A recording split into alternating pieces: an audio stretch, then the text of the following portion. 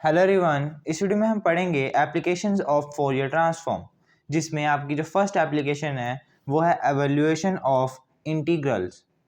हम Fourier transform की help से कुछ इंटीग्रल्स की वैल्यूज़ को निकाल सकते हैं। तो देखते हैं हम कैसे वैल्यूज़ को निकाल लेंगे।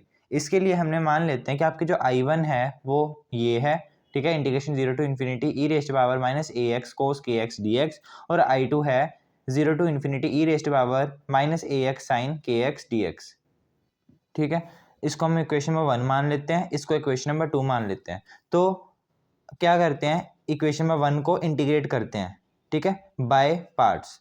तो फ्रॉम इक्वेशन नंबर 1 हमारे पास क्या है, I1 is equal to integration 0 to infinity e raised power a x cos के एक्स डी एक्स। ठीक है, इसको हम सोल्व करेंगे इंटीग्रेशन बाय पार्ट्स फॉर्मूला से। इंटीग्रेट आप ऐसे कर सकते हो ना, क्योंकि विद रिस्पेक्ट टू एक्स आपको डिफ्रेंशिएट करना है, और यहाँ एक तो ये एक्स का फंक्शन है और ये भी एक एक्स का फंक्शन है, इसलिए आपको इंटीग्रेट बाय पार्ट्स से इसको सोल्व करना पड़ेगा। इंटीग्रेशन बाय पार्ट्स क्या होता है, क्या फॉर्मूला होता है, देखिए, यदि आपके पास दो फंक्शंस हैं, ठीक है, u और v, ठीक है, और इनको आपको इंटीग्रेट करना है, तो आप इसको कैसे करोगे, इसका क्या फॉर्मूला होता है, वो होता है फर्स्ट एज इट इज। किसी को आपने फर्स्ट फंक्शन मान लिया, किसी को आपने सेकंड फंक्शन मान लिया, ठीक है। तो इसमें first as it is integration of second minus integration of differentiation of first, ठीक है, इंटीग्रेशन और उसके अंदर ही डिफरेंशिएशन ऑफ फर्स्ट, और इसी इंटीग्रेशन के अंदर एक और इंटीग्रेशन आएगा du के साथ इनटू में, और वो किसका इंटीग्रेशन होएगा, इंटीग्रेशन ऑफ सेकंड। तो आपके पास दो फंक्शन है, इनको आपको इंटीग्रेट करना है, तो उसके लिए आप क्या करोगे, किसी को फर्स्ट फंक्शन मानोगे, किसी को सेकंड फंक्शन मानोगे, ठीक है। तो इसको कैसे सोल्व करोगे, integrate first as it is integration of second minus integration of differentiation of first into में इंटीग्रेशन ऑफ सेकंड, ठीक है, और ये इंटीग्रेशन इन दोनों के लिए है। तो इसी तरह इसमें से किसी को फर्स्ट फंक्शन मानोगे, किसी को सेकंड फंक्शन मानोगे, तो हम इसको फर्स्ट फंक्शन मान लेते हैं कोस को, और इसको हम सेकंड फंक्शन मान लेते हैं। तो सॉल्व करते हैं, तो ये आ जाएगा I1 is equals to first as it is, first कौन है, कोस के x as it is integration of second, तो इंटीग्रेशन हम कर देंगे सेकंड की, सेकंड क्या मानना है, e raised to power minus a x minus, और किसके रिस्पेक्ट में इंटीग्रेट करना है, डी एक्स के रिस्पेक्ट में, तो D x minus integration of differentiation of first, ये फर्स्ट है, इसकी आप डिफरेंशिएशन करोगे तो क्या आ जाएगा, साइन के एक्स अपॉन में के, ठीक है, टू में integration of first, sorry second, integration of second, ठीक है, और बाहर dx लग जाएगा। ये dx इस इंटीग्रेशन का है और ये dx इस इंटीग्रेशन का है, ठीक है। यहाँ हमने अप्लाई कर दिया फॉर्मूला बाय पार्ट्स, और लिमिट्स भी तो है 0 टू इन्फिनिटी, तो ब्रैकेट लिमिट 0 टू इन्फिनिटी। अब आपको सिंपल तरीके से इंटीग्रेट कर देना है, I1 is equals to cos के x as it is e raised power minus a x है, ठीक है, इसकी इंटीग्रेशन करेंगे, तो एक्सपोनेंशियल की इंटीग्रेशन क्या होती है, वही होती है e raise to power minus a x से होती है, और जो इसकी पावर में होता है उसका अपॉन में एक बार डेरिवेटिव हो जाता है, ठीक है। तो आ जाएगा माइनस का a, with respect to x derivative होगा ना, minus integration sine k x upon k, इसकी इंटीग्रेशन जब होगी तो क्या होगा, ई रेज़ टू पावर, तो वही आ जाएगा e raise to power minus a x upon में माइनस ए, इसकी इंटीग्रेशन करी है हमने, और बाहर dx, और लिमिट्स कहाँ से कहाँ तक है, 0 टू इन्फिनिटी, ठीक है। जो ये लिमिट्स हैं, ठीक है, ये इसकी भी हैं और इसकी भी हैं, तो इसको इसकी लिमिट्स दे देते हैं, इसको इसकी लिमिट्स दे देते हैं, ठीक है। मतलब कि इस पूरी टर्म को मैं कैसे लिख सकता हूँ, I1 is equals to cos के x e raise to power minus a x upon minus a, इसकी लिमिट्स कहाँ से कहाँ तक है, 0 टू इन्फिनिटी, माइनस ये पूरी इंटीग्रेशन ही है ना, तो इंटीग्रेशन 0 टू इन्फिनिटी, ठीक है, e raise to power minus a x upon में माइनस ए इंटू में साइन के एक्स अपॉन में के, और साथ में ये डी एक्स। और ना यहाँ देखिए, ये यहाँ आपको डिफरेंशिएट करना था ये फर्स्ट फंक्शन को, तो कोस की डिफरेंशिएशन क्या होती है, माइनस साइन होती है, ठीक है। तो माइनस यहाँ माइनस आ जाएगा, तो ये माइनस माइनस प्लस हो गया, और साथ में क्या होता है, इनटू में डिफरेंशिएशन ऑफ दिस टर्म, इस टर्म का साथ में डिफरेंशिएशन होता है, नीचे नहीं होता, इंटीग्रेशन में नीचे होता है पर डिफरेंशिएशन में साथ में होता है। तो इसका जब आप डिफरेंशिएट करोगे तो के आ जाएगा इसके साथ में, तो के साथ आ जाएगा, ठीक है, के नीचे नहीं आएगा, तो के यहाँ भी साथ आएगा, यहाँ प्लस आएगा, यहाँ भी प्लस, और यहाँ भी के साथ आएगा, ठीक है, ये के नहीं आएंगे नीचे जो है। इसके हमें अब इंटीग्रेशन करनी है।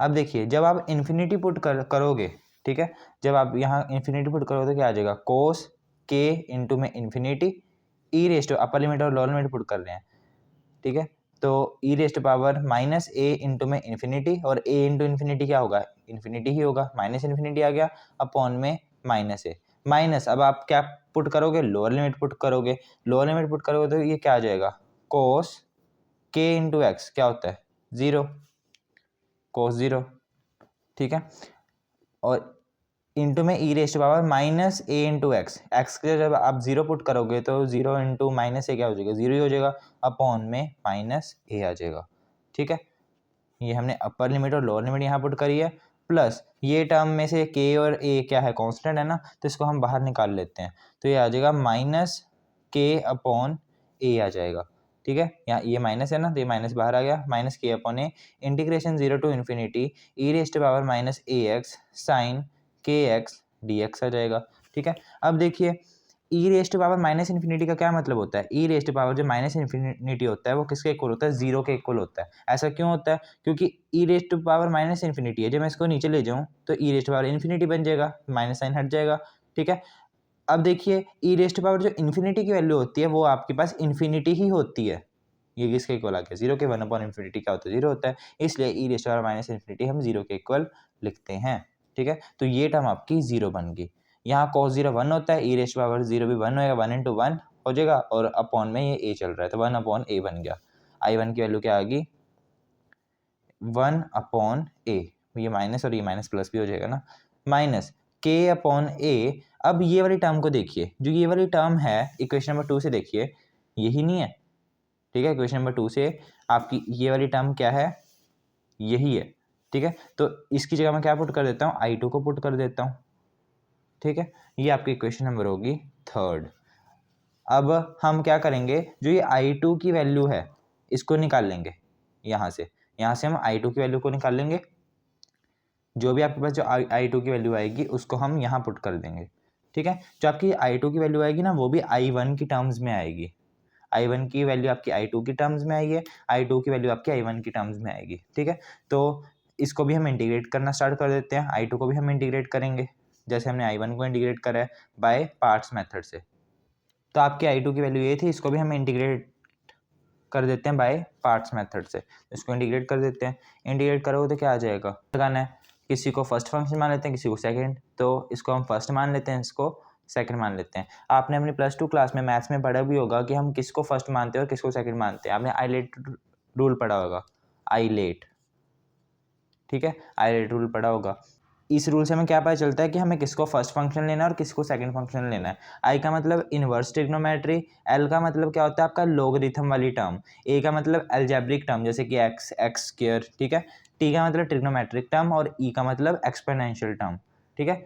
तो यहाँ देखिए ये एक्सपोनेंशियल टर्म है और ये कौन सी टर्म है, ट्रिग्नोमेट्रिक है। अब ट्रिग्नोमेट्रिक पहले आ रही है और एक्सपोनेंशियल बाद में आ रही है, लास्ट में आ रही है, इसका मतलब कि आप ट्रिग्नोमेट्रिक वाली टर्म को, मतलब कि साइन वाली टर्म को फर्स्ट फंक्शन मानोगे और एक्सपोनेंशियल वाली टर्म को सेकंड फंक्शन मानोगे, ठीक है। तो इसलिए मैंने यहाँ फर्स्ट फंक्शन माना है, इसको सेकंड मानना है, ठीक है, और I1 में मैंने कोस को माना था क्योंकि कोस भी एक ट्रिग्नोमेट्रिक है। इसको आगे इंटीग्रेट करते हैं, first as it is, first मतलब sine k x as it is, integration of second e raised power a x d x, ठीक है, minus integration of differentiation of first, first क्या है, साइन के एक्स है, sign की differentiation क्या हो जाती है, कोस के एक्स और इंटू में को के, ठीक है, क्योंकि के एक्स की फिर से क्या हो जाएगी, डिफरेंशिएशन हो जाएगी इंटू में, और साथ में क्या होता है, इंटू में इंटीग्रेशन ऑफ सेकेंड, ठीक है, और ये बाहर डी एक्स आ जाएगा, ये डी एक्स इस इंटीग्रेशन का है और ये डी एक्स इस इंटीग्रेशन का, ठीक है। आगे हम फिर से सॉल्व करते हैं। I2 क्या आ जाएगा, I2 equals to sign k x, इसको इंटीग्रेट करोगे और लिमिट्स भी तो हैं 0 टू इन्फिनिटी, तो वो भी 0 to infinity limits. E raised power minus a x की इंटीग्रेशन क्या आ जाएगी, e raised power minus a x, और अपॉन में इसका डिफरेंशिएशन तो मतलब minus a, minus integration of ये के कोस के एक्स एज इट इज़, और इसकी भी इंटीग्रेशन होगी तो वो क्या आ जाएगी आपके पास, वो आ जाएगी e raised power minus a x upon minus ए, जैसे हमने यहाँ इंटीग्रेशन कर दिया वैसे हमने यहाँ कर दी, ठीक है। और साथ में ये जो ये बाहर वाला डी एक्स है वो लग जाएगा, ठीक है। और लिमिट्स कहाँ से कहाँ तक है, 0 टू इन्फिनिटी। फिर से जो ये लिमिट्स हैं इसकी भी हैं और इसकी भी हैं, तो दोनों को दे देते हैं, तो ये आ जाएगा sine k x e raised power minus a x upon minus a, limits 0 to infinity, minus यहाँ भी 0 टू इन्फिनिटी लिमिट्स दे देते हैं। और ये जो k है और जो ये a है ये क्या है, कांस्टेंट नहीं है, ठीक है, क्योंकि integration with respect to x हो रही है, तो ये तो दोनों कांस्टेंट हुए, तो इसको हम बाहर निकाल देते हैं, तो k अपॉन माइनस ए, तो ये प्लस का बन जाएगा, ठीक है। और साथ में क्या है, e raised power minus a x मैं पहले लिख देता हूँ, और कोस के एक्स बाद में, इंटू में डी एक्स आ गया, ठीक है। यहाँ अपर लिमिट पुट करोगे, तो अपर लिमिट जब आप पुट करोगे वो क्या है, इन्फिनिटी है, तो यहाँ इन्फिनिटी पुट करोगे और यहाँ भी इन्फिनिटी पुट करोगे। जब आप यहाँ इन्फिनिटी पुट करते हो तो e raised power minus infinity क्या बन जाएगा, फिर से 0 बन जाएगा, तो ये टर्म पूरी 0 बन जाएगी जब आप अपर लिमिट पुट करते हो, ठीक है। और जब आप लोअर लिमिट पुट करोगे तो साइन के इंटू एक्स, साइन के इंटू एक्स बन जाएगा।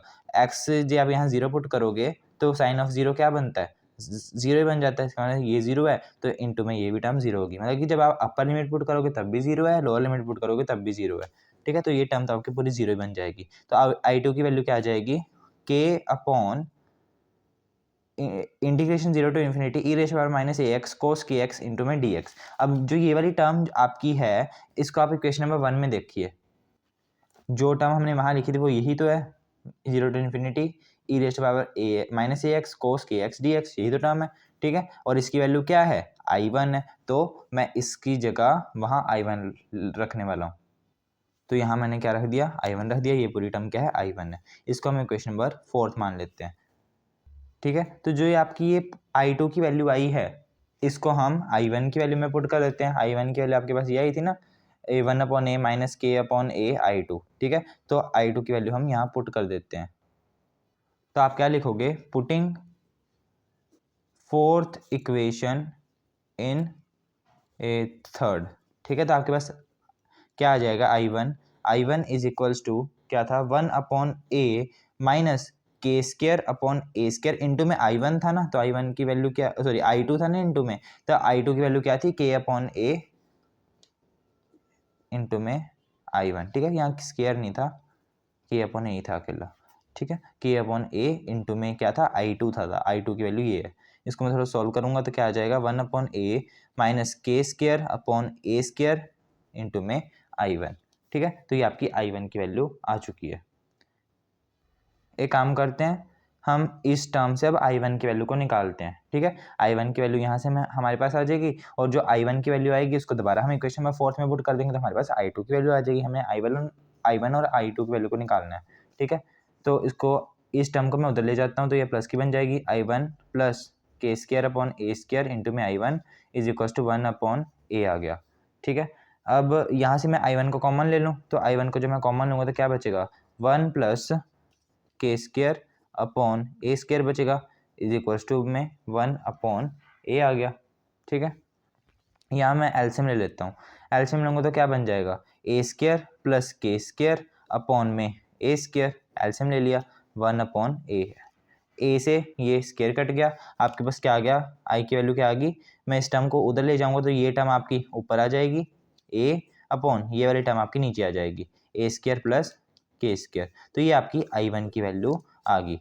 ये हम फिफ्थ इक्वेशन मान लेते हैं। फिफ्थ को अब हम क्या करेंगे, फोर्थ में पुट कर देंगे तो आपकी I2 की वैल्यू भी आ जाएगी। I2 हमारे पास क्या आया था, के अपॉन ए I1, तो I1 की वैल्यू को उठा के हम इस I2 में डाल देंगे, तो डालते हैं।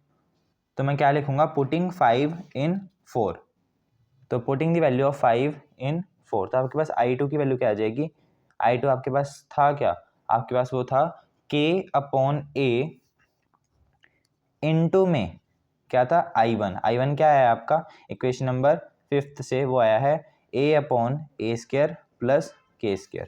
a से ये a कट गया तो आपके पास क्या आंसर आ गया, k/a² प्लस k²। ठीक है, ये आपकी I2 की वैल्यू आ गई। इसको हम इक्वेशन नंबर क्या मान लेते हैं, ये है आपकी इक्वेशन नंबर 6। ठीक है, तो मैं यहाँ लिख देता हूँ I1 की वैल्यू आपके पास क्या आई है, a/a² प्लस k², जिसको हमने 5th इक्वेशन मानना है।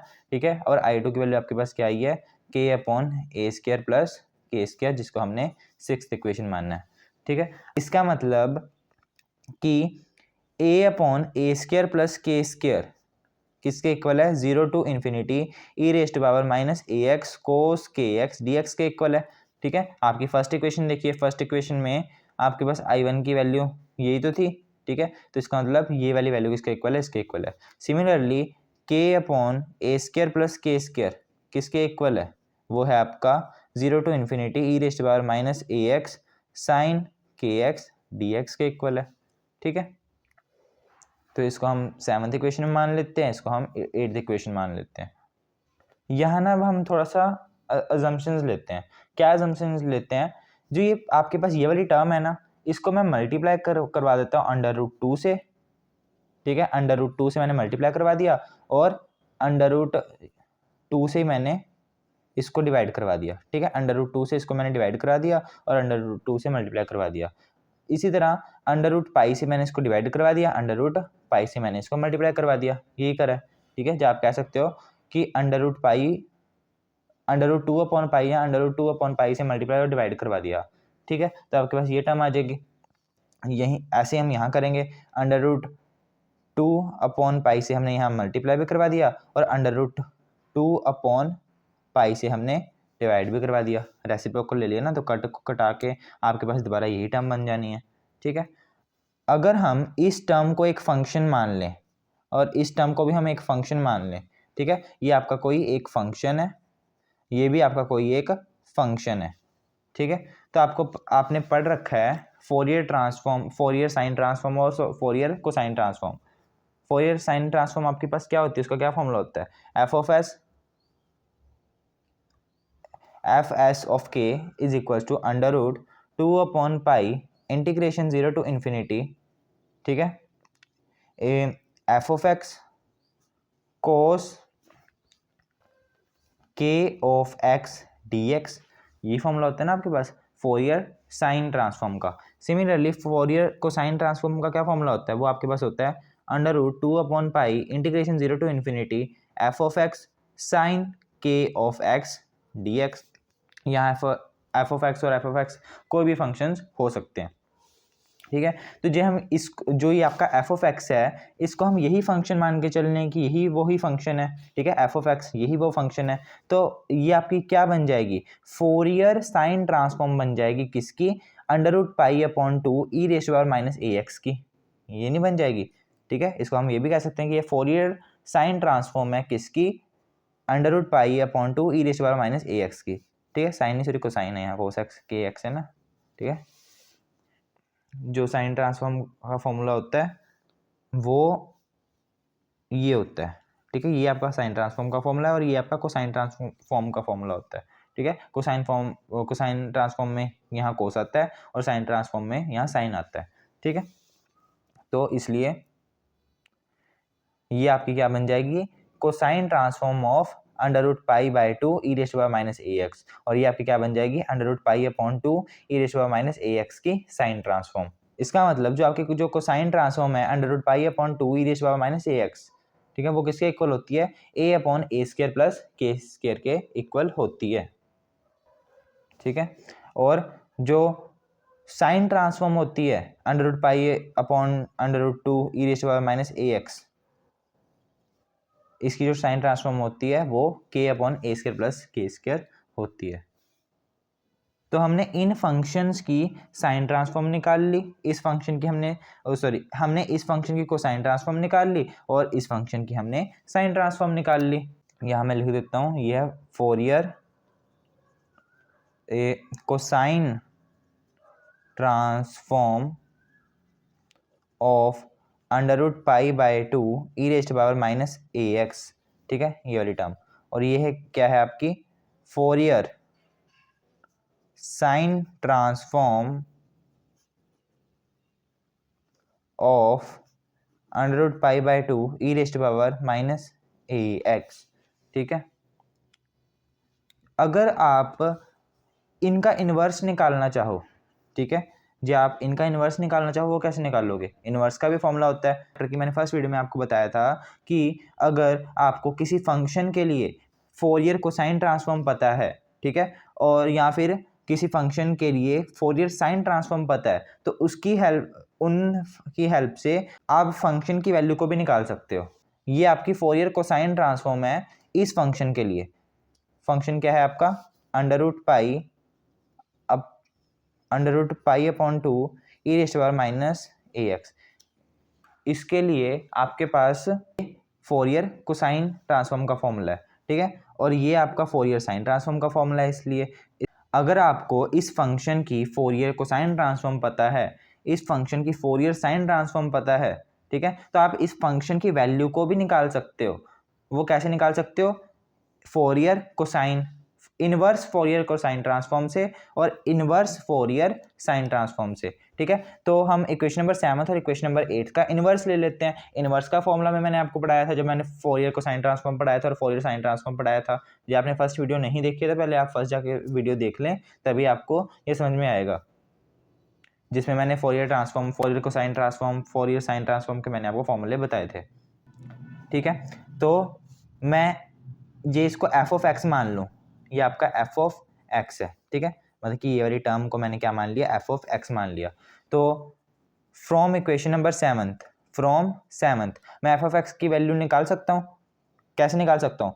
Bye inverse Fourier cosine transform फॉर्मूले की हेल्प से। इनवर्स फोरियर कोसाइन ट्रांसफॉर्म का क्या फॉर्मूला होता है? आपको कोई फंक्शन है एफ ऑफ एक्स, ठीक है, उसके लिए आपको Fourier inverse Fourier sine transform निकालना है। तो कैसे निकालोगे? F of x is equals to √2/π integration 0 to ∞।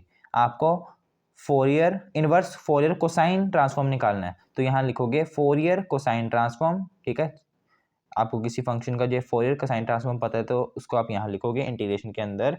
ठीक है, इनटू में कोस kx dx, ये होता है inverse cosine Fourier cosine transform का फॉर्मूला। ठीक है, और इनवर्स फोरियर साइन ट्रांसफॉर्म का क्या फॉर्मूला होता है? वो होता है f of x is equals to √2/π integration 0 to ∞ f of s of, यहाँ के आएगा, ठीक है, f s of k into में साइन kx dx। ये फॉर्मूला होता है इनवर्स फोरियर साइन ट्रांसफॉर्म का। तो इन दोनों फॉर्मूले की हेल्प से हम किसी फंक्शन को निकाल सकते हैं जे आपको उस फंक्शन की फोरियर कोसाइन ट्रांसफॉर्म पता है या फिर फोरियर साइन ट्रांसफॉर्म पता है। तो एफ ऑफ एक्स की वैल्यू किसके इक्वल आ जाएगी? फ्रॉम इक्वेशन नंबर 7 आ जाएगी √2/π, ठीक है, इंटीग्रेशन 0 to ∞ इनटू में फोरियर कोसाइन ट्रांसफॉर्म। देखिए ये आपकी क्या है? फोरियर कोसाइन ट्रांसफॉर्म को दर्शा रहा है इस फंक्शन के लिए। इस फंक्शन के लिए ये फोरियर कोसाइन ट्रांसफॉर्म को दिखा रहा है, और ये किसके इक्वल है? a/a² प्लस k स्क्वायर के। इसका मतलब फोरियर कोसाइन ट्रांसफॉर्म क्या है? a/a² प्लस k स्क्वायर है, a/a² प्लस k स्क्वायर, और इनटू में क्या चल रहा है? इनटू में है कोस kx और dx। ठीक है, तो ये क्या है? फॉर्मूला है Fourier cosine, inverse Fourier cosine transform के लिए। ठीक है, इसकी हेल्प से आप एफ ऑफ एक्स की वैल्यू निकाल सकते हो। Similarly from equation number 8 F of x की वैल्यू हम वहाँ से भी निकाल सकते हैं। वो क्या आएगी? √2/π इंटीग्रेशन 0 to ∞, जहाँ आप यहाँ लिख लो टेकिंग इनवर्स, ठीक है, किसका? इक्वेशन नंबर 8 का। ऐसे यहाँ टेकिंग इनवर्स किसका? इक्वेशन नंबर 7 का।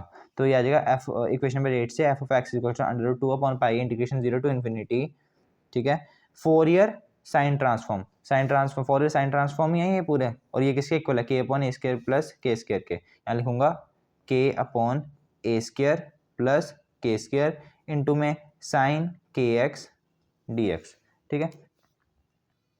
और ना यहाँ डी के आएगा, डी के रिस्पेक्ट में इंटीग्रेशन होती है, ठीक है, इन्वर्स निकालने के लिए। यहाँ से हम जो ये इंटीग्रेशन की वैल्यूज़ है इनको हम निकाल नहीं सकते, यहाँ से आप ये इंटीग्रेशन की वैल्यूज़ को निकाल दो। जो आपके पास ये दोनों इक्वेशंस आई हैं इनको मैं नेक्स्ट पेज पे लिखता हूँ। तो आपने इन्वर्स फोरियर साइन और इन्वर्स फोरियर कोसाइन ट्रांसफॉर्म की हेल्प से ये दो इक्वेशंस निकाल ली थी, ठीक है।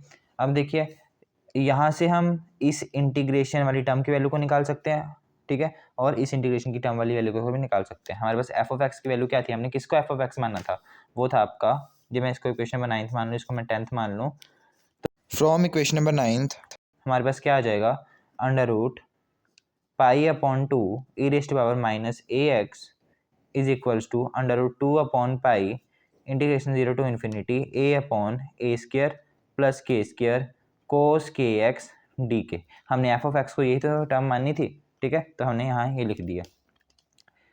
ये जो टर्म है अंडर रूट 2 अपॉन पाई, इसको मैं लेफ्ट हैंड साइड ले जाता हूँ तो आ जाएगा अंडर रूट पाई इंटू में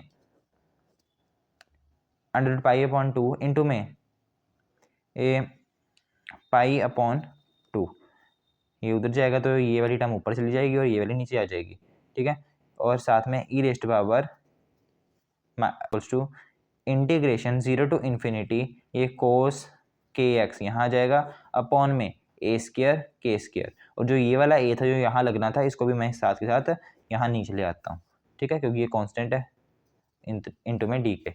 इसको सॉल्व करेंगे, under root pi into under root pi क्या आ जाएगा, पाई आ जाएगा, under root 2 into under root 2 क्या आ जाएगा, 2 आ जाएगा, तो पाई अपॉन 2 साथ में e raise to power minus a x और नीचे ये ए, ये आपकी आ गई इस इंटीग्रेशन की वैल्यू। इसका मतलब आप इस इंटीग्रेशन की जगह डायरेक्ट ये फॉर्मूला यूज़ कर सकते हो। ऐसे हमने इस इंटीग्रेशन की वैल्यू को निकाला है। सिमिलरली आप इक्वेशन नंबर 10 की तरफ देखिए, एफ ऑफ एक्स को हमने क्या माना था, ये टर्म मानी थी ना, तो यहाँ हम पुट कर देते हैं, तो ये आ जाएगा फ्रॉम इक्वेशन नंबर 10th, ये 9th थी, ये 10th नहीं थी, ठीक है। फ्रॉम इक्वेशन नंबर 10th हम क्या लिख सकते हैं, under root pi by 2 e raise to power minus a x, ठीक है, एफ ऑफ एक्स को हमने ये टर्म माना था ना, इनटू में इज इक्वल्स टू में under root 2 upon pi integration 0 to infinity k upon a square plus k square sine k x d k, ठीक है। ये अंडर रूट 2 अपॉन पाई है, इसको मैं लेफ्ट हैंड साइड ले जाता हूँ तो आ जाएगा under root pi upon 2 into में under root 2 upon pi, sorry pi upon 2, ये पाई ऊपर 2 नीचे, साथ में e raise to power minus a x is equals to ये आ जाएगा 0 टू इन्फिनिटी के इंटू में साइन के एक्स अपॉन में a square plus k square into में डी के, ठीक है। Pi under root pi under root pi pi under root 2 into under root 2 2 e raise to power minus a x is equals to integration 0 to infinity k sine k x upon a square plus k square into में d k. ये आपका किसका formula होता, ये आपका मतलब कि एक नया फॉर्मूला आ गया कि integration 0 to infinity k sine k x upon a square plus k square into में डी के किसके इक्वल होता है, pi upon 2 e raise to power minus equal होता है, ठीक है। तो हमने फोरियर ट्रांसफॉर्म की हेल्प से हमने ये दो फॉर्मूलाज को ड्राइव किया, तो हम ऐसे कुछ स्टैंडर्ड इंटीग्रल को ड्राइव कर सकते हैं, ठीक है, with the help of Fourier transform.